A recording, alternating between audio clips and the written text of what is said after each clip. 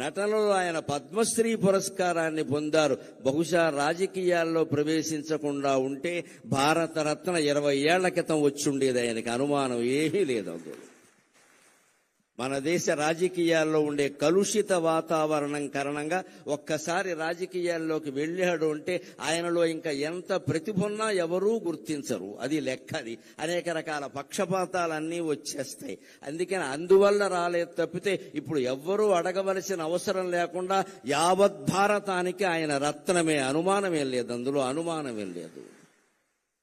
కొన్ని మహాభారతం తెలుసుకున్నా మహాభారతంలో ఆయన ధరించిన పాత్ర లేదు. ఆ రకంగా కూడా భారతరత్నమే ఆయన.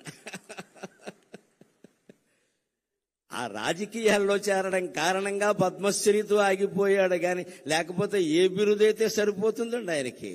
కానీ అది చాలు ఆయన నటన వైభవానికి. అదే నాకు పద్మశ్రీ వచ్చి 2022 మార్చి 21వ తేదీన నేను పద్మశ్రీ ఎందుకున్నాక నరేంద్ర మోడీ గారు నన్ను పలకరించడానికి వచ్చినప్పుడు నేను ఎంత ఆనందం పొందాలి అంటే, నేను అభిమానించే మహానటుడికి వచ్చిన పద్మశ్రీ ఈనాడు నాకు వచ్చింది కదా అనుకున్నాను. నేను ఈనాడు నాకు వచ్చింది కదా అనుకున్నాను.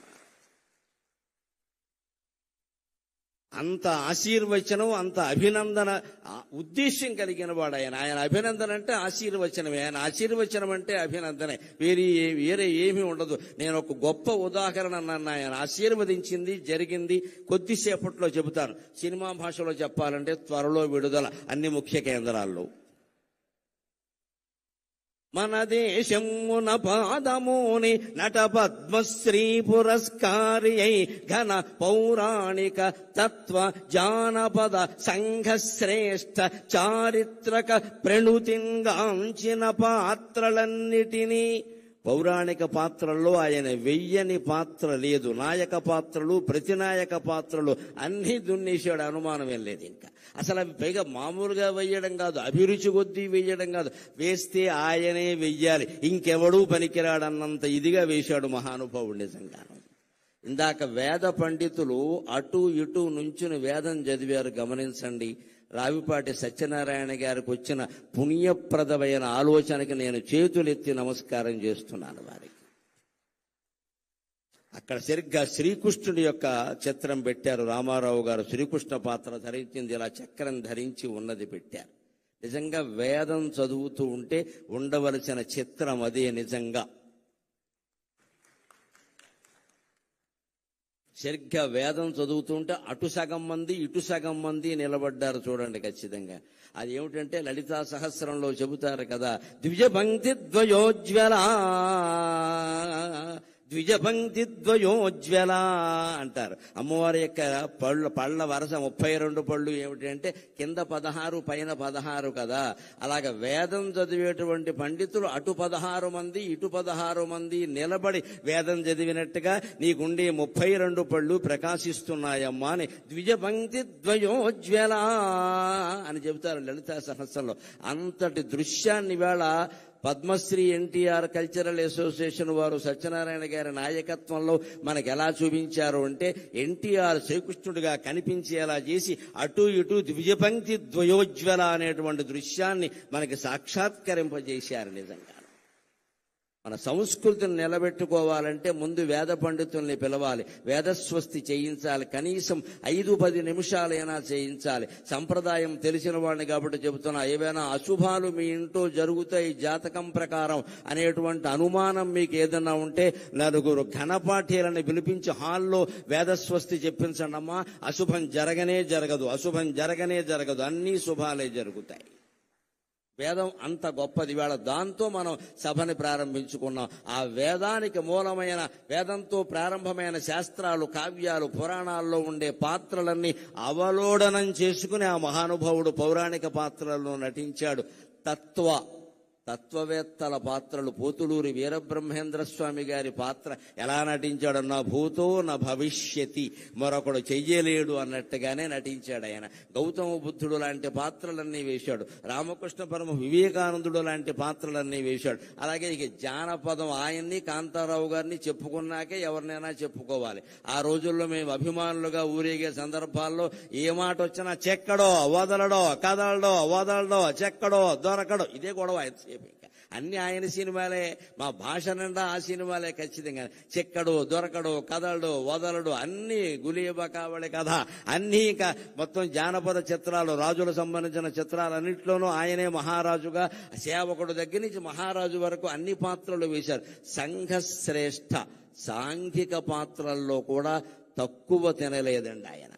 చిరంజీవులలో ఆయన పాత్ర ఎటువంటిది నిజంగా, ఆ గుడ్డివాడుగా నటించడం అనేది మరొకటికి సాధ్యమయ్యే విషయమా? ఉమ్మడి కుటుంబం, తల్లా పెళ్ళామా, కోడలు దిద్దిన కాపురం లాంటి సినిమాలు ఎటువంటివి? ఈవేళ మళ్ళీ యువతరానికి, కొత్తగా పెళ్ళైన వాళ్ళకి తల్లా పెళ్ళామా అనే సినిమా చాలా అవసరం. ఈవేళ మళ్ళీ వస్తే బాగున్న సినిమా అనిపిస్తుంది. కోడలు దిద్దిన కాపురం కూడా చాలా అవసరం. ఈవేళ కోడళ్ళు కాపురాలు దిద్దట్లేదు, కంప్యూటర్లో దిద్దుకుంటున్నారు కూర్చొని ఇక్కడ. అందుకని కోడలు దిద్ది, ఇవాళ ఉమ్మడి కుటుంబాలు లేవు, అన్ని మడి కుటుంబాలు, దడి కుటుంబాలు, విడి కుటుంబాలే. అసలు కుటుంబం ఎక్కడుంది? పోయింది, టొంబం మిగిలింది ఇక్కడ. ఇప్పుడు అర్ధాంగులు తక్కువ, ఆర్డర్ పెట్టేవాళ్ళు ఎక్కువ. నమశివాయ నమశివాయ. అర్ధాంగం ఎందుకంటే ఆర్డర్ పెట్టడానికి, నేను ఆర్డర్ పెట్టుకుంటా, నీకేమో ఆర్డర్ పెట్టమంటా అంతే. మీకు ఇంకా గుంటూరులో కాపురాలు ఏమైనా ఉన్నాయేమో కానీ మాకు హైదరాబాద్లో కాపురాలు లేవు. హైదరాబాద్లో కాపురం చేస్తున్న దంపతులు కాదు, స్విగ్గీ జొమాటో, అది వాళ్లే కాపురం చేస్తారు. స్విగ్గీ భార్య, జొమాటో భర్త, ఇందులో వీళ్ళకిద్దరు పిల్లలు ఉంటారు, ఒకళ్ళు పొటాటో, ఒకళ్ళు టొమాటో.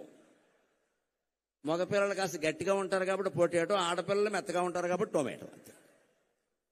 స్విగ్గీ జొమాటోలు కాపురం చేస్తున్నాయి కానీ పిల్లలు ఎవరు కాపురాలు చేయట్లేదండి. హైదరాబాద్లో ప్రతిరోజు ఆర్డర్ పెట్టడమే. ఆర్డర్ పెట్టడానికి పెళ్లి ఎందుకండి? పని లేక కంప్యూటర్ ఉంటే చాలు ఇక్కడ. అలా తయారైన మన సమాజానికి ఈవేళ రామారావు గారు నటించిన ఉమ్మడి కుటుంబం, తెల్లా పెళ్ళామా, కోడలు దిద్దిన కాపురం, రైతు బిడ్డ లాంటి సినిమాలు మళ్ళీ రావాలండి. మళ్ళీ రీ రిలీజ్ కావాలండి. రైతు బిడ్డ సినిమా ఇప్పుడు మళ్లీ విడుదలైతే ఆయన నాగలి పట్టుకుని భుజం మీద ఉన్న దృశ్యం చూస్తే మళ్లీ గుంటూరు జిల్లా నుంచి అమెరికా వెళ్లిన వాళ్ళందరూ వచ్చి వ్యవసాయం చేస్తారండి. నాకు ఆ నమ్మకం ఉంది ఖచ్చితంగా. మగాడంటే ఎలా ఉండాలరా, మనిషి అంటే ఎలా ఉండాలరా అని చెప్పి అమెరికా వెళ్లిపోయిన వాళ్ళందరూ వచ్చి వ్యవసాయం చేస్తారండి ఖచ్చితంగా.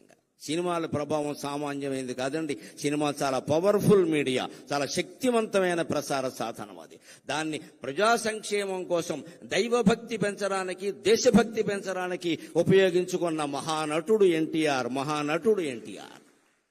ఆయన స్వార్థం కోసం ఆయన నటించలేదు, ప్రజల్లో విలువలు పెరగడానికి నటించారు. అందుకే ఇందాక సత్యనారాయణ గారి ప్రసంగంలో మీరు విన్నారు, వాళ్ళు అసోసియేషన్ పెట్టాక ఆయన్ని పిలిచి సన్మానం చేస్తే, ఏమిటయ్యా అసోసియేషన్, ఊరికే సినిమాలు చూస్తూ కూర్చుంటారా, ప్రజలకు ఏమైనా చేయండి అన్నట్టే. సమాజానికి ఏమైనా చేయండి. నన్ను పొగుడుతారు, ఊరికే నా సినిమాలు చూడడం బోళ్ళు మంది ఉన్నారు చూసేవాళ్ళు, సమాజానికి ఏమైనా చేయండి. ఈ మాట ఎవడంటాడండి? నిస్వార్థంగా ఉన్నవాడు మాత్రమే అనగలగడమ్మా. ఆ తల్లి కడుపు ధన్యం, ఆ తండ్రి జీవితం ధన్యం, ఎన్టీఆర్ పుట్టిన నేల ధన్యం, ఎన్టీఆర్ పీల్చిన గాలి పీలుస్తున్న మనం అందరం ధన్యులం. పౌరాణిక, చారిత్రక, తత్వ, జానపద, చారిత్రక, సాంఘిక శ్రేష్టమైన పాత్రలు, చారిత్రకమైన పాత్రలు. ఒక కృష్ణదేవరాయల పాత్ర, ఒక చంద్రగుప్తుని పాత్ర ఎవరు నటించగలరండి? ఒక్క ఎన్టీ రామారావు గారు తప్ప. ఇప్పటికీ కృష్ణదేవరాయలంటే ఎలా ఉన్నాడో మనకు తెలియదు. మేమైతే రామారావు గారే కృష్ణదేవరాయలు అనుకుంటాం మేమంటే. అసలు ఇలా మీసం తిప్పుతూ ఉంటే మనవాడరా, తెలుగువాడరా, ఇంక మళ్ళీ అనుమానం ఏమిట్రా, ఇటువంటి మహారాజు ఉంటాడా, ఆంధ్రభోజుడు మళ్ళీ పుట్టాడా అనుకున్నాడు. ఆంధ్రభోజుడు అంటే ఆంధ్ర భోజనం చేసేవాడు కాదు. ఆంధ్రంలో కవులని, పండితులని, సంస్కృతంలో భోజమహారాజు ఎలా పోషించాడో ఆంధ్రంలో కవుల్ని, పండితుల్ని అలా పోషించేవాడిని ఆంధ్రభోజుడు అంటారు. ఆంధ్ర భోజనం చేస్తే ఆంధ్రభోజుడు అనరు. అలాగా ఎందులో నటించినా ఒక ముద్ర వేసే విధంగా వివేకానందుడు చెప్పినట్టుగా ఎవరైనా ఎన్నేళ్లు బతుకుతారు ఈ ప్రపంచంలో, నీదంటూ ఒక ముద్ర వేసి వెళ్ళు అంటాడు ఆయన. అలాగా ఆయన ముద్ర అనేక రకాలుగా వేసి వెళ్లిన మహానుభావుడు. ముద్ర కాదు, భద్రమూర్తి ఎన్టీఆర్ అంటే. ఆయన ఇప్పుడు కూడా ఒక పాత్ర ధరిస్తున్నాడు. ఆయన స్థాయికి తగిన పాత్ర ఆయన ధరిస్తాడు. ఎప్పుడు ఇక్కడ మహారాజుగా నటించాడు కదా, అందుకే భగవంతుడు ఆయనకి ఇచ్చిన యోగం ఏమిటంటే, అనగా స్వర్గమునేలు పాత్ర గొనినావా రామరాయ ప్రభో. ఏమయ్యా ఇన్ని రకాల మహారాజుల పాత్రలు వేశావు కదా, స్వర్గాన్ని పరిపాలించే పాత్ర తీసుకోవయ్యా అని భగవంతుడు దేవేంద్రుడు స్వయంగా పిలిచి రామారావు గారికి స్వర్గం ఇచ్చాడు. అక్కడ ఆయన పరిపాలన చేస్తున్నాడు. ఆయనకి ఏ లోటు జరగడం లేదు. మనం దాని గురించి కంగారు పడక్కల్లా. ఇక్కడ వైవిఎస్ చౌదరి గారిని పక్కన పెట్టుకుని నేను ఒక మాట చెప్పాలి. ఈయన ప్రతి సంవత్సరం మే 28వ తేదీని ప్రముఖ పత్రికలు అన్నట్లు ఫుల్ పేజీ ప్రకటన ఇస్తాడు పూర్తిగా. ఇప్పుడు కాదు, ఒక 30 ఏళ్ళు 40 ఏళ్ళు చాలా ఏళ్లుగా జరుగుతోంది, చూస్తున్నాను. ఆ రోజు నేను మే 27 రాత్రి నిద్రపోతూ తెల్లారితే చౌదరి గారు ప్రకటించిన ఫోటో ఎప్పుడు వస్తుందా అని చూస్తాను. NT Rama Rao photo. అది సరిగ్గా ఇలా బొగ్గమే చేయట్టుకుంటుంది, ఇలా ఉండి ఇలా బొగ్గమే చేయట్టుకుని ఉంటుంది. అసలు ఆ ముక్కుకి ఇవ్వచ్చండి ₹1 కోటి, అనుమానమే లేదు అక్కడ. ఇక మిగిలిన అవయవాలకెంతో లెక్కలు కట్టుకోండి, నాకు అనవసరం. నేను ఆ ముక్కు చూస్తూ కూర్చుంటా. ఈ ముక్కు ఎవడుకుంది అసలు? ముక్కు మీద కోపం ఉన్న వాళ్ళు చాలా మంది ఉన్నారు, కానీ ఆ ముక్కు ఎవడుకుంది? కోటేరు లాంటి ముక్కు, కోటేరు లాంటి ముక్కు అని కావ్యాల్లో సినిమా పాటల్లో పూర్వం వారి కోటేరు లాంటి ముక్కు అండి నిజంగా అయింది. ఆ ముక్కు చూసి ఈ ఫోటో ఈయన ఎక్కడ పట్టుకున్నాడని నేను అడిగాను ఒకసారి. నేను ఇప్పుడు రక్త సంబంధం సినిమాలో సావిత్రి చంద్రుని మించు అందములిగించు ఉంటే ఆ ఫోటో గోడకు తగిలించి ఒక 4 సార్లు చూపించారట.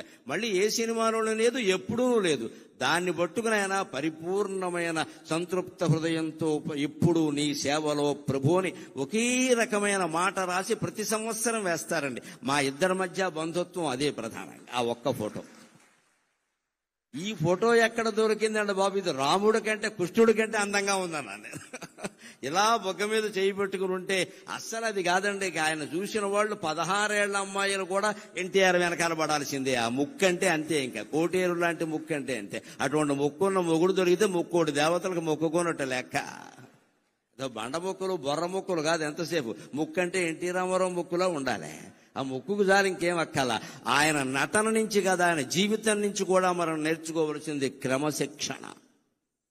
3:30 అంటే 3:30. ముఖ్యమంత్రిగా ఉన్నా 3:30, నటుడుగా ఉన్నా 3:30, వాళ్ళ నాన్నగారి దగ్గర వ్యవసాయం చేసినా 3:30, ఎప్పుడైనా 3:30. తండ్రి నుంచి నేర్చుకున్నదే. ఎప్పుడు 3:35కి లేచే అలవాటు ఆయనకి లేదు. గంటిపేట ఆశ్రమంలో ఉన్నా సరే కార్యదర్శులు వణికిపోయేవారు. ఎందుకంటే ఈయన 3:30కి లేస్తాడు, 4:30కి బల్ల దగ్గరికి వచ్చి కూర్చుంటాడు. వెంటనే వాళ్ళు వచ్చి నిలబడాలి అక్కడ, లేకపోతే అయిపోతుంది ఇక్కడ. క్రమశిక్షణ అంటే నాయకుడైన వాడు ముందు తాను కలిగి ఉండి ఇతరులకు చెప్పాలి. బ్రాహ్మీ ముహూర్తంలో లేచాడండి. 4 గంటల నుంచి 5:30 వరకు ఉండే ముహూర్తాన్ని ప్రధానంగా బ్రాహ్మీ ముహూర్తం అంటారు. ఆ ముహూర్తంలో పిల్లలు ఇవాళ యువతరం లేచి మొహం గడుక్కుని కూర్చొని చదువుకుంటే రాని విద్య ఉండదండి. సరస్వతీ కటాక్షం కలుగుతుంది ఖచ్చితంగా.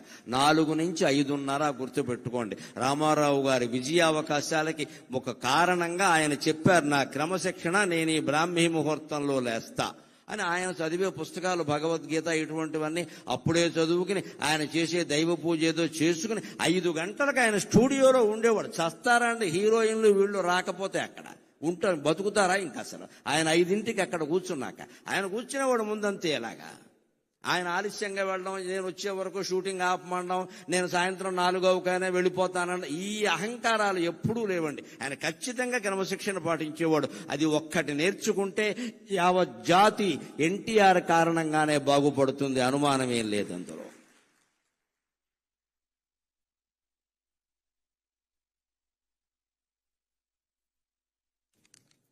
ఆయన ధరించిన పాత్రల్లో వైవిధ్యాన్ని గురించి ఒక్క మాట చెబుతాను నేను. విద్వాంస్తుష్ట పద్యమేకం దదాతి అంటారు. మాబోటి పండితులకి నిజంగా హృదయం ఆనందమైతే మాటలు రావు, పద్యాలు వస్తాయి. సాకేత రాముడై సాక్షాత్కరించినన్, సాకేత రాముడై సాక్షాత్కరించినన్, వాల్మీకి వర్ణనల్ వాస్తవమగు. సాకేత రాముడై సాక్షాత్కరించినన్, వాల్మీకి వర్ణనల్ వాస్తవమగు. శ్రీకృష్ణుడౌచు వశీకరణము జేయ, శ్రీకృష్ణుడౌచు వశీకరణము జేయ, వ్యాసుండు నిన్ను చూడవచ్చు నిజము. శ్రీకృష్ణుడౌచు వశీకరణము జేయ, వ్యాసుండు నిన్ను చూడవచ్చు నిజము. పితామక పాత్ర యౌవనమునదాల్ప. ఆశ్చర్యం అండి. మరో నటుడు చెయ్యలేని పని.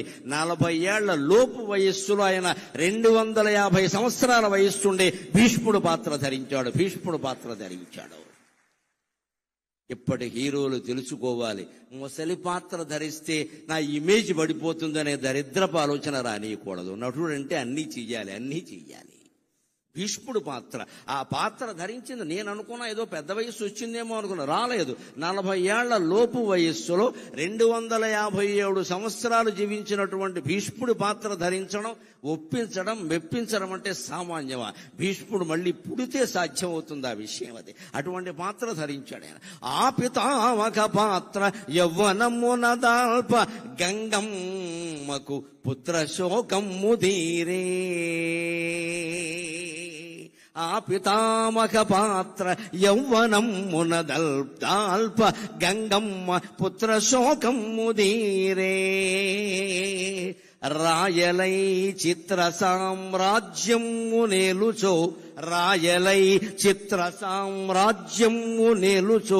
అష్టదిగ్గజ కవులు అవని దిగిరి. రాయలై చిత్ర సామ్రాజ్యము నేలుచో అష్టదిగ్గజ కవులు అవని దిగిరి. మంచి పాత్రలు ధరించి మంచి మరింత పెంచు ధీమంతుడీవు. ఆయనలో 2 కోణాలు ఉన్నాయి, గమనించండి. 2 మేలే చేశాయి. మంచి పాత్రలు ధరించి మంచి మరింత పెంచు ధీమంతుడీవు. చెడ్డ పాత్రలు ధరించి చెడుగునైన మంచిగా మార్చివేయు పెన్మాయవేవో. రాముడు పాత్ర వేస్తే వాల్మీకి దిగి వచ్చి నేను రామాయణంలో ఎలా వర్ణించానో అలా ఉన్న రాముడు ఎన్టీ రామారావు ఒక్కడే అని ఆనందిస్తాడు. అనుమానమేం లేదు ఇక్కడ. ధర్మజ్ఞశ్చ కృతజ్ఞశ్చ సత్యవాక్యో దృఢవ్రతః వృషోరస్కః వృషస్కంధక అని అద్భుతంగా వర్ణిస్తాడు వాల్మీకి రామాయణంలో రాముడిని. అంతటి పర్సనాలిటీ దైహికంగాను, భౌతికంగాను, నైతికంగాను, మానసికంగాను కలిగిన వాడు తెలుగు నటులలో కాదు, ప్రపంచ నటులలో రామారావు ఒక్కడే, మరొకడు లేడు. ఈయన రాముడు పాత్ర లవకుశలో ధరిస్తే మా చిన్నతనంలో విన్న మాట పరవశించిపోయాం. మా అమ్మగారు జీవితంలో చూసిన సినిమా ఒకే ఒక్కటి, అదే లవకుశ. అప్పట్లో బ్రాహ్మణ స్త్రీలు, అసలు స్త్రీలు, అందున బ్రాహ్మణ స్త్రీలు సినిమాలకు వెళ్లే అవకాశం లేదమ్మా, వాళ్ళ కుదిరే పని కాదు. కానీ లవకుశ సినిమా వచ్చాక మా నాన్నగారితో దెబ్బలాడి మా అమ్మ సినిమా చూసి పెద్ద బండి కట్టుకుని వెళ్ళడం. దానికి 2 ఇంటర్వెల్స్ ఇచ్చేవారు. 32 ఏళ్ల సినిమా అది. విజయవాడ దుర్గా కళామందిరంలో లవకుశ సినిమా ఏడాదికి పైగా ప్రదర్శించబడిందండి. తెలుగు జాతి పరవశించిపోవలసిన విషయం. దుర్గా కళామందిరం అంటే ఎప్పటికీ ఎన్టీ రామారావు గారు టాకీస్ అయ్యేదండి. ఏడాది పైన ప్రదర్శించబడ్డాం. ఆ లవకుశలో ఉన్న రాముణ్ణి చూస్తే వాల్మీకి నేను 16 లక్షణాలు చెప్పింది ఇటువంటి వాడిని కదా. ధర్మజ్ఞశ్చ కృతజ్ఞశ్చ సత్యవాక్యో దృఢవ్రతః కోన్వస్మిన్ సాంప్రతములోకి గుణవాన్ కశ్చ వీర్యవాన్ అని చెప్పానే నేను బాలకాండలో. ఆ లక్షణాలన్నీ మూర్తిభవించిన వాడు ఇంతకాలానికి ఆంధ్రదేశంలో పుట్టాడు రాని వాల్మీకి ఆయన ఆశీర్వదించాడండి. అందుకని అంతవాడయ్యాడు. అదే శ్రీకృష్ణ పాత్ర ధరిస్తే ఇక చెప్పవలసిన అవసరం లేదు. ఆ ఒయ్యారం, ఆ సొగసు, ఆ ఎక్కడ అవసరమైన చోట కాఠిన్యం, అవసరమైన చోట చిరునవ్వు. శ్రీకృష్ణుడు అంటేనే పెద్ద మాయ. రామో విగ్రహవాన్ ధర్మక. రాముడి జీవితం తెరిచిన పుస్తకం. రాముడు అధర్మం చెయ్యడు. మనకి తెలియక మాట్లాడుకుంటాం కానీ రాముడు అధర్మం చెయ్యడు. రాముని జీవిత చరిత్ర అంతా ముక్కుసూటిగా ఉంటుంది. శ్రీకృష్ణుడి ధర్మం కాదు, అలా ఉండదు. లీల, శ్రీకృష్ణ లీల. లీల అంటే అర్థం ఏమిటి? కర్మ అంటే అర్థం ఏమిటి? ఆనందం కోసం చేసేది కర్మ, ఆనందంగా ఉండి చేసేది లీల. అది శ్రీకృష్ణ అవతారం ధర్మం. మనం ప్రతి పని ఆనందం కోసం చేస్తాం. కాబట్టి మన కర్మ మనం అనుభవించాలి, మంచి అయినా చెడ్డైనా. తాను స్వయంగానే ఆనందో బ్రహ్మేతి వ్యజానాత్ ఆనందాదేవ కల్విమాని భూతాని జాయంతే ఆనందేన జాతాని జీవంతి ఆనందం ప్రయంత్యభిషం విశంతీతి అని వేదం చెప్పినట్టుగా ఆనంద స్వరూపుడై ఉండి పరమాత్మ కర్మలు చేస్తాడు. కాబట్టి శ్రీకృష్ణావతారం తర్వాత పరమాత్మ అనుభవించవలసిన కర్మఫలాలు ఏమీ లేవు. ఇది పౌరాణిక రహస్యం. రాముడు చేసినటువంటి కొన్ని పొరపాట్లు, తప్పులు, ఒప్పులు ఏమున్నా వాటిని కృష్ణావతారంలో అనుభవించాల్సి వచ్చింది. కానీ శ్రీకృష్ణ పరమాత్మ చేసింది ఏది అనుభవించాల్సి రాలా. ఎందుకంటే రాముడు నేను మనిషిని ఆత్మానం మానుషం మన్యే రామం దశరథాత్మజం అన్నాడు. నువ్వు దేవుడు అయ్యాను ఋషులు చెప్పినా సరే నాకు అవన్నీ తెలియదండి, నా పేరు రాముడండి, మా నాన్నగారు దశరథుడండి, మా అమ్మ కౌశల్యండి, బళ్ళు అలాగే పేరు రాశారండి అని చెప్పాడు. నేను మనిషిని, నేను మానవుడిగానే పుట్టాను, మానవుడిగా ఉండి ధర్మాన్ని ఎలా గెలిపించాలో ఆ ప్రయత్నం అంతా నేను చేస్తాను, ఓడిపోతే ఓడిపోతానన్నాడు రాముడు. రాముడు ధర్మానికి ప్రత్యేక, శ్రీకృష్ణుడు ధర్మం కాదు అధర్మం కాదు లీలకి ప్రత్యేకంగా. అంటే అసలు శ్రీకృష్ణుడు చేసిన పని మంచో చెడ్డో గ్రహించడానికి మన బుర్ర సరిపోదు, దాన్నే లీల అంటారు ఖచ్చితంగా. అది మళ్ళీ వ్యాస భాగవతం చదివితేనే అర్థమవుతుంది ఖచ్చితంగా. అటువంటి లీలామానుష వేషధారి పాత్ర ధరించడం చాలా కష్టం. రాముడు స్ట్రైట్ ఫార్వర్డ్, ముక్కుసూటిగా ఉంటాడు. ఆ నేచర్, ఆ స్వభావం ఉన్నవాళ్ళు ధరించేయచ్చు, అభ్యంతరం లేదు. కానీ కృష్ణుడు పాత్ర ధరించడం చాలా కష్టం. సత్యభామ కాళ్ళు పట్టుకున్నది కృష్ణుడే. రుక్మిణి చేత, తల్లి సత్యభామ చేత రుక్మిణి కాళ్ళు పట్టించింది కృష్ణుడే. ఇంత నేర్పుండాలంటే మరొకడికి సాధ్యమా? ఆయన ఒక్కడే ఆ పాత్ర ధరించాడు ఖచ్చితంగా. అలాగే శ్రీకృష్ణ పాత్రకు పైగా ప్రత్యేకత ఏమిటంటే కర్షతీతి కృష్ణ అంటారు.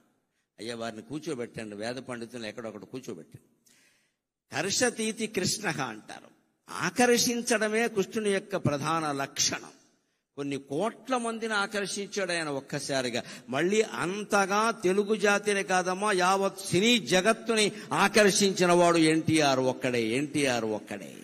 ఆ 3 అక్షరాలు ఏదో ఓంకారంలో ఉండే అకార ఉకార మకారాల్లాగా, ఐం హ్రీం శ్రీం అనే మంత్రాక్షరాల్లాగా ఎన్టీఆర్ అనే అక్షరాలు తెలుగు జాతిని పరవశింపజేసాయి మొత్తం మీద.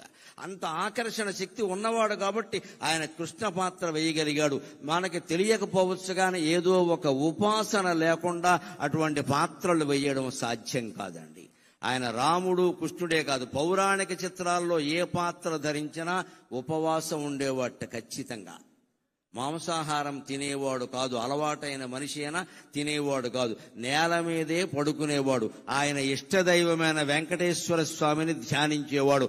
ఆ కారణంగా ఆయనకు అనుగ్రహం పుష్కలంగా కలిగింది. ఆ పాత్రలో ఆయనే జీవించాడు. అందుకే ఆయన కృష్ణ పాత్ర ధరిస్తే నా అభిప్రాయం ఏమిటి అంటే, శ్రీకృష్ణుడౌచు వశీకరణము చేయ వ్యాసుండు నిన్ను చూడవచ్చు నిజము.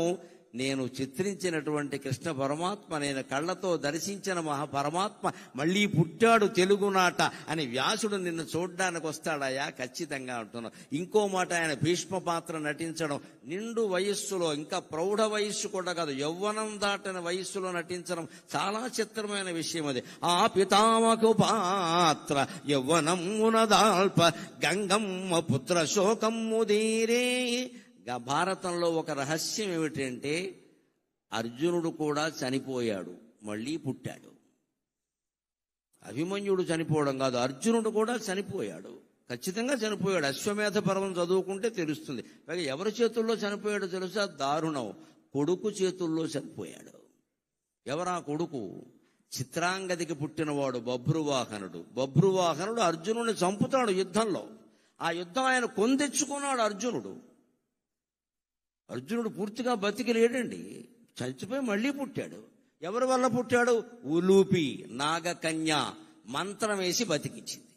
ఈ కథకి మూలం ఏమిటంటే, ఇది ఎందుకు ఇలా జరిగింది, అర్జునుడు లాంటి వాడికి కూడా చావు ఏమిటి, మళ్ళీ పుట్టడం ఏమిటి, ఎందుకు జరిగిందంటే ఎవరి కర్మ వారు అనుభవించాల్సిందే.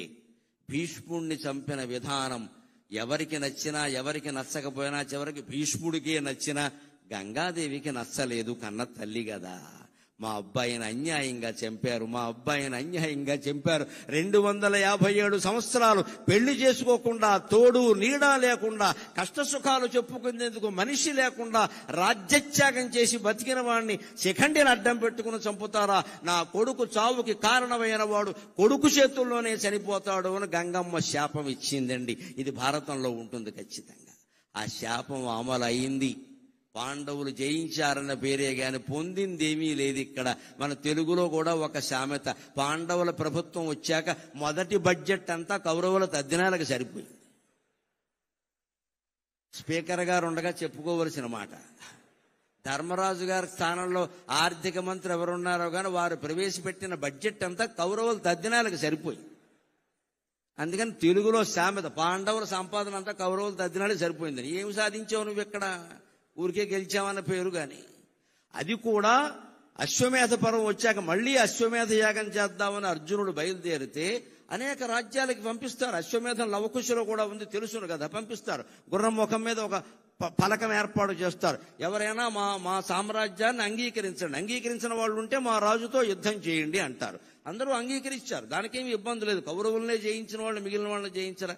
బభ్రువాహనుడు పాపం వినయ సంపన్నుడు, ఒక్కొక్కడు కష్టాలు కొని తెచ్చుకుంటాడు. అర్జునుడు అంటే అలా ప్రవర్తించాడు. అక్కడ కర్మ, ఎందుకంటే గంగమ్మ శాపం ఆ బుద్ధి అలా పనిచేసింది. బుద్ధి కర్మానుసారని ఆయన ఎదురొచ్చాడు. తండ్రిని తెలుసు, చిత్రాంగదగా పుట్టాడు ఆయన. తండ్రిని తెలుసు, నాన్నగారు మీరు వచ్చారు సంతోషం, మీతో నాకు యుద్ధం ఏమిటి? ఇదిగో మంగళహారతి బళ్ళెం పట్టుకుని నేను వచ్చాను, నా రాజ్యమే మీది, మీరు పరిపాలించుకోండి హాయిగా అంటే అర్జునుడు నోట వచ్చిన మాట ఏమరాయ్, క్షత్రియ పుత్రుడివి కాదురా, యుద్ధం చేయకుండా లొంగిపోతున్నావా? నువ్వు నా కుమారుడని చెప్పుకుందుకు నాకు అవమానం ఉందిరా, దా యుద్ధానికి రా అన్నాడు. పనిగట్టుకుని తెచ్చుకున్నాడు. వాడు భయంకరమైన యుద్ధం చేశాడు. 2 దెబ్బలతో అర్జునుడు లేచిపోయాడు. అది లెక్క. కాలం కర్మం కలిసి రాకపోతే అర్జునుడైనా ఒకటే, మరెవరైనా ఒకటే ఇక్కడ. అందుకని మన ఇష్టం వచ్చినట్టు మాట్లాడకూడదు. ఎప్పుడు యుద్ధం చేసే సమయాలు వేరు, సంధి చేసే సమయాలు వేరు చేసుకోవాలి. అలా బభ్రువాహనుడి చేతిలో చనిపోవడానికి కారణం గంగమ్మ శాపం. ఆ గంగమ్మ భీష్ముడు చనిపోయినప్పుడు పడిన బాధ మళ్ళీ ఎప్పుడు పోయి ఉంటుంది అంటే ఎన్టీ రామారావు గారు భీష్ముడుగా నటించిన తర్వాత పోయి ఉంటుంది ఖచ్చితంగా. మా అబ్బాయి మళ్ళీ పుట్టాడు, ఎంత అందంగా ఉన్నాడు మా అబ్బాయి మళ్ళీ పుట్టాడు, తెల్లగడ్డంతో కూడా ఎంత అందంగా ఉన్నాడు మా అబ్బాయి అని గంగాదేవి చాలా సంతోషించి ఉంటుంది. రాయలై చిత్ర సామ్రాజ్యం